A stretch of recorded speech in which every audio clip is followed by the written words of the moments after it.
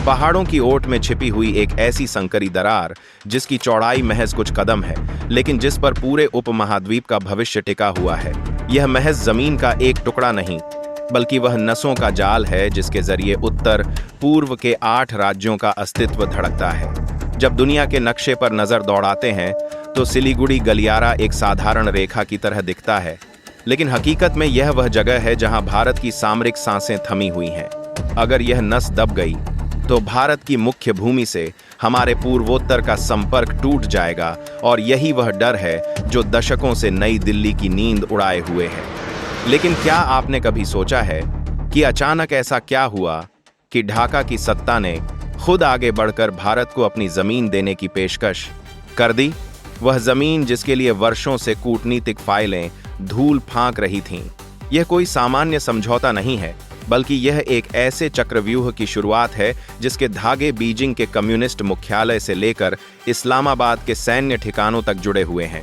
अगर आप सब देश के सच्चे नागरिक हो और ऐसी महत्वपूर्ण खबरें देखना पसंद करते हैं तो वीडियो को एक लाइक करके कमेंट में भारत माता की जय लिख दीजिए और चैनल को सब्सक्राइब करना मत भूलना। आजकल लोग सोशल मीडिया पर नाच गाना देखना ज्यादा पसंद करते हैं और इस तरह की जानकारीपूर्ण वीडियो को सब्सक्राइब करना भूल जाते हैं।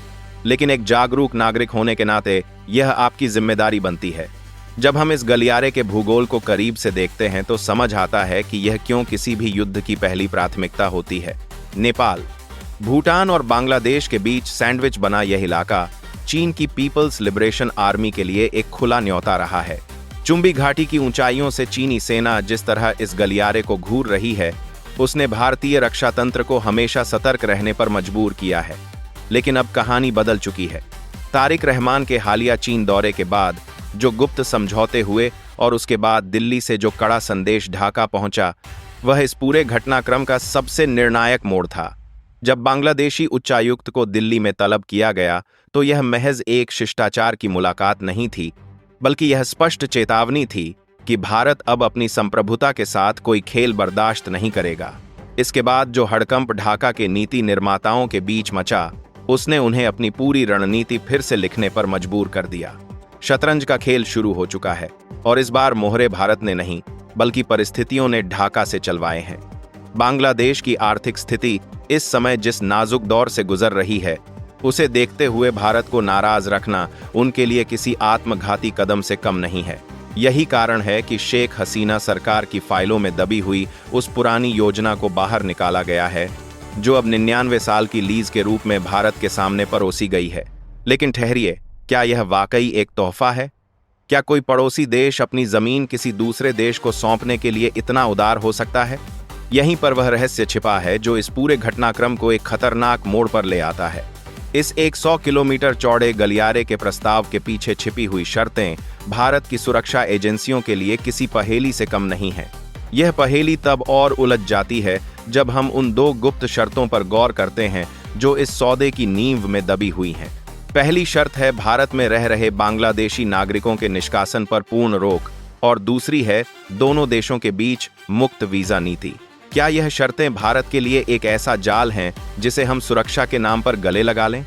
एक तरफ हमें सामरिक गहराई मिल रही है, एक ऐसा सुरक्षा घेरा जहां सेना अपने आधुनिक रडार स्टेशन और एडवांस लैंडिंग ग्राउंड्स बना सकती है, लेकिन दूसरी तरफ क्या यह खुला दरवाजा घुसपैठियों के लिए एक नया हाईवे नहीं बन जाएगा? भारतीय सुरक्षा तंत्र का एक बड़ा वर्ग इस पर विचार कर रहा है कि क्या हम अपनी भौगोलिक सुरक्षा के बदले अपनी आंतरिक जनसांख्यिकीय संरचना से समझौता कर रहे हैं। चीनी रक्षा विश्लेषक इस प्रस्ताव को अपनी घेराबंदी की नीति की सबसे बड़ी विफलता के रूप में देख रहे हैं। पिछले कई सालों से बीजिंग ने बांग्लादेश के बुनियादी ढांचे और बंदरगाहों में अरबों डॉलर का निवेश करके भारत को घेरने का जो माया जाल बुना था, वह अब एक झटके में बिखरता हुआ दिखाई दे रहा है। चीनी निवेश का मुख्य उद्देश्य यही था कि संकट के समय ढाका का इस्तेमाल भारत के खिलाफ किया जाए, लेकिन अब जब वह जमीन ही भारतीय सुरक्षा ग्रिड का हिस्सा बनने जा रही है, तो चीन का यह निवेश महज एक बेकार का खर्च बनकर रह गया है। बीजिंग के लिए यह एक कूटनीतिक हार है जो उसने शायद ही सोची होगी। वहीं पाकिस्तान की बौखलाहट का स्तर इस बात से मापा जा सकता है कि उनके रणनीतिकार अब भारत के पूर्वी मोर्चे को लेकर और अधिक घबराए हुए हैं। उन्हें उम्मीद थी कि बांग्लादेश में सत्ता के बदलाव से भारत की मुसीबतें बढ़ेंगी, लेकिन यहां तो बाजी बिल्कुल उल्टी पड़ गई। अब सवाल यह उठता है कि क्या भारत सरकार इन शर्तों को ज्यों का त्यों स्वीकार करेगी? अंतर्राष्ट्रीय कूटनीति के जानकारों का मानना है कि भारत यहां एक बहुत ही परिपक्व और नपे तुले तरीके से काम कर रहा है। मोलतोल की कला में भारत अब एक ऐसी स्थिति में है जहां वह शर्तें थोप सकता है। रियायती बिजली की आपूर्ति, व्यापारिक मोर्चे पर छूट और बुनियादी ढांचे के विकास में सहयोग जैसे कई ऐसे रास्ते हैं जिनके जरिए भारत बांग्लादेश को अपनी शर्तों पर डील करने के लिए मजबूर कर सकता है। लेकिन सुरक्षा से जुड़े मामलों पर भारत का रुख सदैव अडिग रहा है। जब भी देश की आंतरिक अखंडता की बात आती है, नई दिल्ली कभी भी ढील नहीं बरतती। इस पूरी प्रक्रिया में एक बात तो स्पष्ट है कि आने वाले समय में सीमा प्रबंधन का स्वरूप पूरी तरह बदल जाएगा। इतने बड़े रणनीतिक बदलाव के पीछे का सच यह है कि हम एक नए युग की शुरुआत देख रहे हैं। यह युग केवल जमीन के टुकड़ों के अधिग्रहण का नहीं है, बल्कि यह वह दौर है जहां तकनीक और खुफिया तंत्र मिलकर सीमाओं को अभेद्य बनाएंगे। सैटेलाइट इमेजिंग और सिग्नल इंटेलिजेंस की मदद से भारतीय सेना इस पूरे 100 किलोमीटर के क्षेत्र को एक ऐसे कवच में बदल सकती है जिसे भेदना किसी भी दुश्मन के लिए नामुमकिन होगा। चिकन नेक की जो कमजोरी कभी हमारे लिए सबसे बड़ा सिरदर्द थी, वही आज हमारे लिए एक ऐसा स्तंभ बनने जा रही है जिस पर भविष्य का सुरक्षित भारत खड़ा होगा। हालांकि अभी भी कई अनसुलझे सवाल बाकी हैं, जिनके जवाब हमें उन गुप्त प्रोटोकॉल की परतों को खोलकर ही मिलेंगे जिन्हें अभी आधिकारिक तौर पर सार्वजनिक नहीं किया गया है। इन प्रोटोकॉल में ही वह बारीक विवरण दर्ज हैं जो तय करेंगे कि क्या यह 99 साल की लीज भारत के लिए एक वरदान साबित होगी या एक ऐसी जटिल जिम्मेदारी जिसे निभाने के लिए हमें अपनी पूरी सीमा सुरक्षा नीति को फिर से परिभाषित करना पड़ेगा। लेकिन जैसे जैसे हम इस कहानी की अगली परत खोलते हैं, हमें एक ऐसा दस्तावेज मिलता है जिसने पूरे समीकरण को बदल दिया। दस्तावेजों में दर्ज उन तकनीकी और रसद संबंधी मांगों का विश्लेषण करने पर एक ऐसी हकीकत सामने आती है जिसे अब तक केवल रक्षा प्रतिष्ठानों के उन चुनिंदा अधिकारियों ने ही देखा है जिनके हाथों में उपमहाद्वीप की सामरिक चाबियां हैं। बांग्लादेश के उस प्रस्ताव में केवल जमीन देने का वादा नहीं है, बल्कि उसके साथ जुड़ी हुई वे मांगें भारत के सामने एक नया रक्षा पैराडाइम पेश कर रही हैं जो पहले कभी चर्चा में नहीं थीं। वे चाहते हैं कि भारत न केवल सीमा पर अपनी उपस्थिति दर्ज करे, बल्कि उस क्षेत्र की डिजिटल और बुनियादी ढांचे की निगरानी में भी उन्हें अपना साझेदार बनाए। यह मांग उन खुफिया तंत्रों की याद दिलाती है जो अतीत में कई बार भारत के लिए दोधारी तलवार साबित हुए हैं। स्वतंत्र रक्षा विश्लेषकों का मानना है कि यदि जनता बड़ भारत के लिए दोधारी तलवार बनाए हैं, भारत इस तकनीकी साझाकरण के लिए तैयार होता है, तो हमें अपने उस गोपनीय संचार नेटवर्क को भी साझा करना पड़ सकता है जो आज तक चीन की जासूसी नजरों से बचा हुआ है।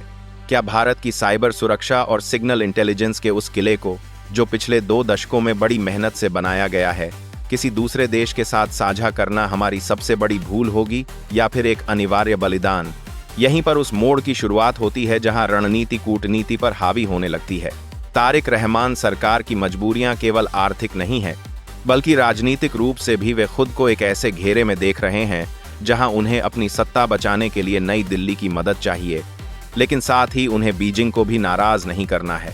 चीन का दबाव इतना अधिक है कि वे खुले तौर पर भारत के करीब आने का साहस नहीं कर पा रहे, और इसीलिए यह लीज का प्रस्ताव उनके लिए एक ऐसा रास्ता है जिसके जरिए वे दोनों शक्तियों को साथ साधने का प्रयास कर रहे हैं। यही एक ऐसा खुलासा होता है जो इस पूरे समीकरण को एक नया रूप दे देता है। इस खेल में चीन की प्रतिक्रिया को समझना और भी आवश्यक हो जाता है। चीनी रक्षा मंत्रालय के आधिकारिक बयानों के विपरीत उनके खुफिया तंत्र के गलियारों में जो चर्चाएं चल रही हैं, वे संकेत देती हैं कि बीजिंग इस सौदे को विफल करने के लिए अपने उन प्रॉक्सी तत्वों का उपयोग कर सकता है जो बांग्लादेश के भीतर काफी प्रभावशाली हैं। क्या उन तत्वों का इस्तेमाल करके भारत के उस नए गलियारे को अस्थिर करने की कोई बड़ी साजिश रची जा रही है? कुछ रिपोर्टों के अनुसार चीन ने पिछले 6 महीनों में उन सीमावर्ती इलाकों में अपनी गतिविधियों को दोगुना कर दिया है जहां से यह प्रस्तावित गलियारा गुजरता है। वे डोकलाम के उस पार एक नया रसद मार्ग बनाने की कोशिश में हैं, जो सीधे तौर पर हमारे चिकन नेक के उस नए प्रस्तावित विस्तार को चुनौती दे सके। यह महज एक संयोग नहीं हो सकता कि जिस समय बांग्लादेश की फाइल पर चर्चा तेज हुई, ठीक उसी समय उस सीमा पर चीनी निर्माण गतिविधियों में भी तेजी आई है। यहीं से खेल पूरी तरह पलट जाता है। अब सोचिए, अगर भारत ने सुरक्षा के नाम पर उन शर्तों को स्वीकार कर लिया जो ढाका ने पेश की हैं, तो क्या हम खुद के लिए एक ऐसा दरवाजा नहीं खोल रहे जिसे बंद करना फिर असंभव होगा?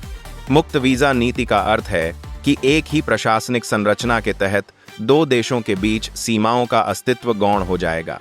यह किसी भी संप्रभु राष्ट्र के लिए एक बहुत बड़ा जोखिम है। सुरक्षा विशेषज्ञों का कहना है कि यह केवल वीजा का मुद्दा नहीं है, बल्कि यह वह माध्यम है जिसके जरिए भविष्य में सुरक्षा चुनौतियों को और अधिक पेचीदा बनाया जा सकता है। हम एक ऐसे युग में प्रवेश कर रहे हैं जहां युद्ध केवल सीमाओं पर नहीं, बल्कि डिजिटल और जनसांख्यिकीय रास्तों से लड़े जाते हैं। लेकिन असली झटका अभी बाकी है। इसी बीच भारत की रक्षा कैबिनेट के अंदर के सूत्रों से पता चलता है कि वे इन प्रस्तावों को लेकर बहुत ही सतर्क हैं। उन्होंने बांग्लादेश के सामने एक वैकल्पिक प्रस्ताव भी रखा है, जिसमें तकनीक साझा करने के बजाय बुनियादी ढांचे के निर्माण को प्राथमिकता दी गई है। यह मोलतोल का खेल है, जहां एक पक्ष सुरक्षा चाहता है और दूसरा पक्ष उसे कम से कम कीमत पर हासिल करने की कोशिश में है। लेकिन यहां भारत का सबसे बड़ा कार्ड वह आर्थिक पैकेज है जिसे अभी सार्वजनिक नहीं किया गया है। ध्यान दीजिए, यदि बांग्लादेश पर वह सौदे से पीछे हटता है जहां आपको तो वे सीधे तौर पर भारत के उन आर्थिक लाभों को पूरा घटनाक्रम वास्तव में बांग्लादेश हुई अर्थव्यवस्था के लिए या फिर संजीवनी का काम कर सकते हैं। समझी कूटनीतिक बिसात है जिसके जरिए उन्होंने ढाका को अपनी शर्तों पर बात करने के लिए मजबूर किया है। हो सकता है कि यह गलियारे का प्रस्ताव बांग्लादेश का नहीं, बल्कि भारत का वह कूटनीतिक दबाव हो जिसके सामने ढाका अब घुटने टेकने को विवश हो गया है। इस पूरे घटनाक्रम पर आपकी क्या राय है? क्या यह भारत के लिए रणनीतिक अवसर है या नई चुनौती? अपनी राय कमेंट में जरूर बताइए। यहीं सबसे बड़ा सवाल खड़ा होता है कि इस पूरी स्थिति के बीच उस एक गुप्त प्रोटोकॉल का जिक्र बार बार आ रहा है, जिसके बारे में सुरक्षा विशेषज्ञों के पास पुख्ता प्रमाण नहीं है, लेकिन उसके संकेत हर तरफ मौजूद हैं। यह प्रोटोकॉल बांग्लादेश के उन सैन्य प्रतिष्ठानों से संबंधित है जिन्हें भारत के नए गलियारे के साथ जोड़ने की बात कही जा रही है। अगर यह सच है तो हम केवल एक जमीन के टुकड़े की बात नहीं कर रहे हैं, बल्कि हम एक संयुक्त रक्षा गठबंधन की ओर बढ़ रहे हैं जो दक्षिण एशिया की पूरी सैन्य संरचना को हमेशा के लिए बदल देगा। क्या बांग्लादेश की सेना, जो लंबे समय से चीन के सैन्य हार्डवेयर पर निर्भर है, अब भारत के साथ मिलकर एक साझा रक्षा रणनीति तैयार करेगी? यह कल्पना करना भी बीजिंग के लिए किसी दुःस्वप्न से कम नहीं है। लेकिन जैसे जैसे हम इस कहानी की अगली परत खोलते हैं, हमें उन खुफिया वार्ताओं के बारे में पता चलता है जिन्होंने इस सौदे के रंग रूप को ही बदल दिया है। अब जब हम इन खुफिया वार्ताओं की उन परतों को हटाते हैं तो एक ऐसी हकीकत सामने आती है जो अब तक केवल रक्षा प्रतिष्ठानों के गलियारों में ही चर्चा का विषय रही है। उन दस्तावेजों में जो प्रोटोकॉल दर्ज हैं, वे इस सौदे के रंग रूप को ही नहीं, बल्कि दक्षिण एशिया की भविष्य की पूरी सैन्य संरचना को बदलने का मादा रखते हैं। भारत की ओर से बांग्लादेश को दी गई साइबर सुरक्षा सहायता को केवल एक पड़ोस धर्म की तरह नहीं देखा जा सकता। यह वह रणनीतिक कदम है जिसके जरिए नई दिल्ली ने ढाका के उन डिजिटल गलियारों में प्रवेश किया है जो अब तक चीन के प्रभाव में थे। क्या आपको लगता है कि चीन की कंपनियां जो बांग्लादेश के सैन्य बुनियादी ढांचे का हिस्सा बनी हुई हैं, वे अब भारत की जासूसी नजरों से बच सकेंगी? यही एक ऐसा खुलासा होता है जो पूरे समीकरण को उलट देता है। स्वतंत्र रक्षा विशेषज्ञों का मानना है कि इस गलियारे का निर्माण न केवल भौगोलिक रूप से भारत को मजबूत करेगा, बल्कि यह चीन की उस डिजिटल घेराबंदी को भी बेअसर करेगा जो वह बांग्लादेश के नेटवर्क के जरिए भारत के पूर्वोत्तर राज्यों पर डालना चाहता था। बीजिंग के रणनीतिकार अब इस दुविधा में हैं कि क्या वे बांग्लादेश को इस सौदे से पीछे हटने के लिए उकसाएं या फिर खुद अपनी तकनीक को वहां से वापस हटा लें। उनके लिए यह एक हार-हार वाली स्थिति है। यदि वे पीछे हटते हैं तो उनका दशकों का निवेश पानी में चला जाता है, और यदि वे बने रहते हैं तो उनकी तकनीक अब भारत की खुफिया पहुंच के दायरे में है। लेकिन असली झटका अभी बाकी है। इस पूरी कूटनीतिक बिसात पर केवल भारत और बांग्लादेश ही नहीं खेल रहे हैं, बल्कि इस पर एक तीसरी शक्ति भी नजरें गड़ाए बैठी है। क्या वह तीसरी शक्ति कोई और नहीं, बल्कि वह देश है जिसे उम्मीद थी कि बांग्लादेश में सत्ता परिवर्तन के बाद उसे भारत के खिलाफ एक नया फ्रंट मिलेगा? जी हां, पाकिस्तान की बौखलाहट अब किसी से छिपी नहीं है।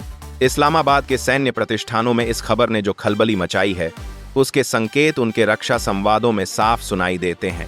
वे जानते हैं कि यदि भारत का यह कॉरिडोर स्थिर हो गया तो उनका पूर्वी मोर्चे पर कोई भी प्रभाव शून्य हो जाएगा। अब ध्यान दीजिए, क्या यह महज एक संयोग है कि जैसे जैसे इस सौदे की फाइल आगे बढ़ रही है, उसी गति से सीमा पार से होने वाली शरारतों के पैटर्न में भी बदलाव आ रहा है?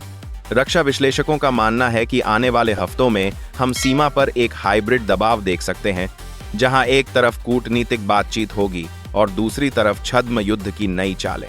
भारत के नीति निर्माता इस बात से पूरी तरह वाकिफ हैं और इसीलिए उन्होंने इस 100 किलोमीटर के कॉरिडोर के इर्द गिर्द एक ऐसा इलेक्ट्रॉनिक युद्ध सुरक्षा चक्र तैयार किया है जो किसी भी घुसपैठ को होने से पहले ही डिटेक्ट कर लेगा। यहीं सबसे बड़ा सवाल खड़ा होता है कि क्या बांग्लादेश का सत्ता प्रतिष्ठान इस सुरक्षा चक्र का हिस्सा बनकर चीन को खुला चुनौती देने के लिए तैयार है? उनकी शर्तें साफ हैं। उन्हें आर्थिक निवेश की ऑक्सीजन चाहिए और बदले में वे भारत को जमीन देने को तैयार हैं, लेकिन वे भारत के सुरक्षा ग्रिड में अपनी स्वायत्तता को भी बनाए रखना चाहते हैं। यह एक ऐसी पतली लकीर है जिस पर चलकर ढाका को अपना अस्तित्व बचाना है। उनकी यही मजबूरी अब भारत का सबसे बड़ा सामरिक अवसर बन चुकी है। लेकिन जैसे जैसे हम इस कहानी की अगली परत खोलते हैं, हमें उन गुप्त प्रोटोकॉल के बारे में पता चलता है जिन्होंने इस सौदे के असली रंग को ही बदल दिया है। अब उन गुप्त वार्ताओं और तकनीकी समझौतों की परतों को और गहराई से हटाते हैं तो एक ऐसी तस्वीर उभरती है जिसे अब तक केवल नई दिल्ली और ढाका के रणनीतिकारों के उन बंद कमरों के दस्तावेजों तक ही सीमित रखा गया था, जहां दक्षिण एशिया के भविष्य का खाका तैयार किया जा रहा है। उन दस्तावेजों में दर्ज डिजिटल सुरक्षा प्रोटोकॉल केवल कागजी नहीं है, ये भारत की उस साइबर डोमिनेंस की पहली झलक है जिसके जरिए अब नई दिल्ली ढाका के उन महत्वपूर्ण सूचना केंद्रों तक अपनी पहुंच सुनिश्चित कर रही है जो अब तक चीन की जासूसी रडार के प्रभाव में थे। क्या आपको लगता है कि चीन की वह कंपनियां जो बांग्लादेश के सैन्य और प्रशासनिक ढांचे में पिछले एक दशक से गहरे पैठ बनाए हुए हैं, वे अब भारत की इस डिजिटल निगरानी से खुद को छिपा सकेंगी? यहीं पर वह रणनीतिक झटका है जिसने बीजिंग के योजनाकारों की नींद उड़ा दी है। विशेषज्ञों का मानना है कि इस गलियारे का निर्माण केवल एक सड़क या रेलवे ट्रैक का विस्तार नहीं है, बल्कि यह चीन की उस सॉफ्टवेयर आधारित घेराबंदी को बेअसर करने का एक ऐसा जरिया है जिसके जरिए वे भारत के पूर्वोत्तर राज्यों पर दबाव बनाने की कोशिश में थे। चीन अब एक ऐसी कूटनीतिक दुविधा में है जहां से उनका पीछे हटना उनकी दशकों की मेहनत को पानी में मिला देता है और बने रहना उन्हें भारत के साथ एक ऐसी सीधी खुफिया प्रतिस्पर्धा में धकेल देता है जहां तकनीक भारत के पास अधिक उन्नत है। यह महज एक संयोग नहीं है कि जब से इस डिजिटल सहयोग की खबरें सामने आई हैं, उसी समय से सीमा पार के उन इलाकों में हलचल बढ़ गई है जहां चीन के प्रॉक्सी तत्व सक्रिय हैं। क्या वे इस सौदे को विफल करने के लिए किसी साइबर सबोटाज या डिजिटल बाधा की तैयारी कर रहे हैं? यहीं से खेल और भी खतरनाक हो जाता है। अब ध्यान दीजिए, क्या यह महज एक इत्तेफाक है कि जैसे जैसे इस गलियारे की चर्चा अंतर्राष्ट्रीय मंचों पर तेज हो रही है, उसी गति से सीमा पार से होने वाली शरारतों के पैटर्न में भी सूक्ष्म लेकिन महत्वपूर्ण बदलाव आ रहे हैं? रक्षा विश्लेषक इसे हाइब्रिड दबाव का नाम दे रहे हैं, जहां कूटनीतिक मेजों पर बातचीत जारी है लेकिन पर्दे के पीछे छद्म युद्ध की नई चालें चली जा रही हैं। भारत का रक्षा तंत्र इन चुनौतियों से निपटने के लिए अब केवल पारंपरिक हथियारों पर नहीं, बल्कि उस इलेक्ट्रॉनिक युद्ध सुरक्षा चक्र पर भरोसा कर रहा है जो किसी भी घुसपैठ को होने से पहले ही डिटेक्ट कर लेगा।